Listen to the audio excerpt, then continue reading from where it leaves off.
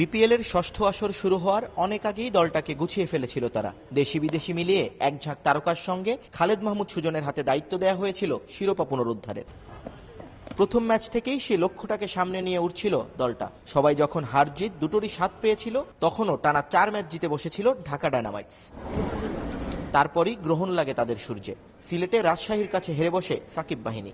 এরপর একটা ম্যাচ জিতলেও হেরেছে টানা 3টিতে। মোমেন্টামটা সেখানেই হারিয়ে ফেলে সুজনের দল। টি-20 ফরম্যাটে মোমেন্টামটা খুব ইম্পর্টেন্ট একটা কথা, সবাই বলছে এই টুর্নামেন্টে।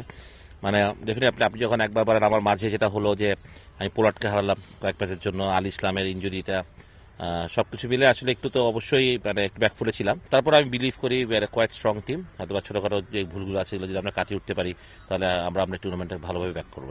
সামনে এখন আসরের এবারের চমক চিটাগং ভাইকিংস। তাদের অবস্থাও বেশ নাজুক। তাই বলে অতি আত্মবিশ্বাসী হতে চান না ডায়নামাইটস বস, বরং নিজেদের সেরা একাদশটাকে নিয়ে জয়টাই এখন তাদের প্রধান লক্ষ্য।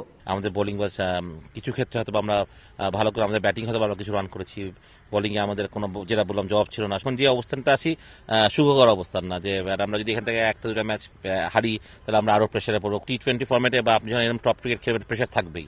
এই প্রেশারকে সাস্টেন করে আপনাকে এগিয়ে যেতে হবে। অন্যদিকে ঘরের মাঠটাই অপয়া হয়ে গেছে ভাইকিংসদের জন্য।